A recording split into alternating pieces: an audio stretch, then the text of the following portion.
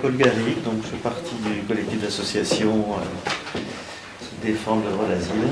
D'accord. Alors, donc, des points de revendication, c'est le fait que le président du Conseil général refuse l'obligation de protection à l'enfance.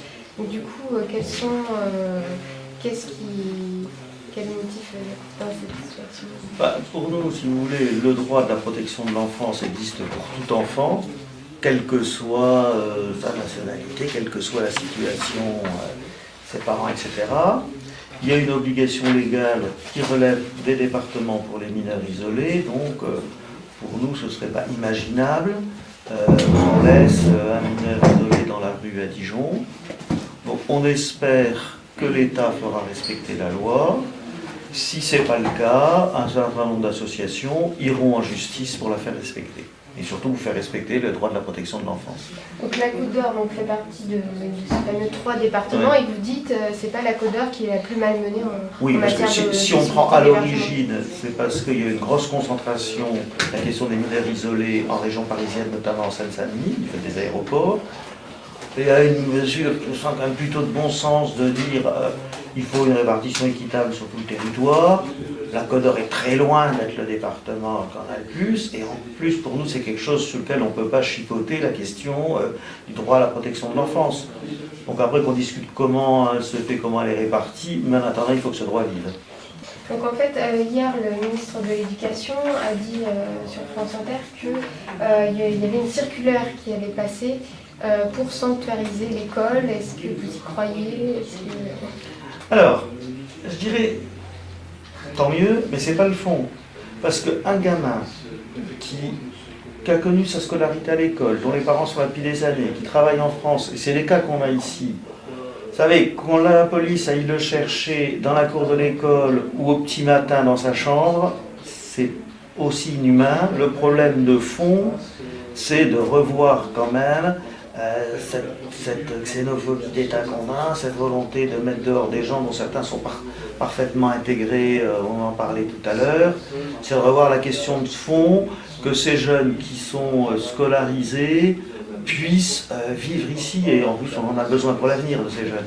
Oui, c'est une illusion de vouloir sanctuariser l'école. Que l'école soit je dirais tant mieux, mais le problème de fond, c'est que ces jeunes puissent vivre leur vie. Vous évoquiez aussi le cas des familles qui vont travailler en France et qui vont voir leur titre de séjour. Oui, alors c'est un problème qu'on a en ce moment particulièrement crucial, c'est que des personnes qui étaient là depuis plusieurs années, qui ont vu leur titre de séjour plusieurs fois renouvelé, dont beaucoup travaillent, et du jour au lendemain, on leur dit, non, cette année on ne renouvelle pas, vous devez partir. Alors qu'elles font tourner la machine économique, on a même eu des plaintes d'employeurs nous disant mais moi comment je fais, je vais perdre un contrat parce qu'on me fait partir en ouvrier du jour au lendemain. Et de façon absolument sans étudier individuellement les cas, c'est devenu du systématisme. Aujourd'hui, donc il y a les lycéens qui manifestent à nouveau. Vous faites un rassemblement dans 10 jours.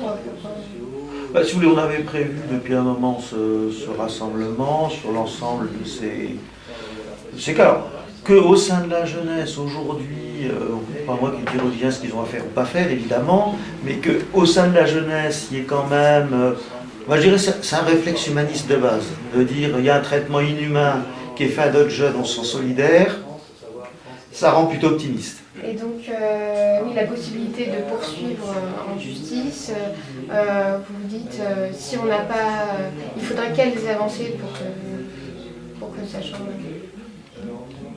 Pour que ça change, sur globalement cette question, moi je crois déjà qu'il faudrait avoir une vue un peu plus réaliste et ouverte. La France ne peut pas être une citadelle assiégée.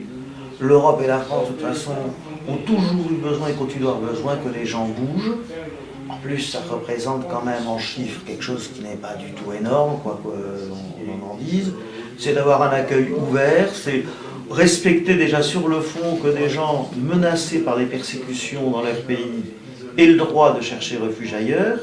Et souvent, c'est des gens, quand ils sont intégrés, qui peuvent amener aussi beaucoup pour notre pays. Donc on arrête d'avoir ce réflexe de peur et de fermeture. Après, il faudra faire évoluer la loi certaines choses.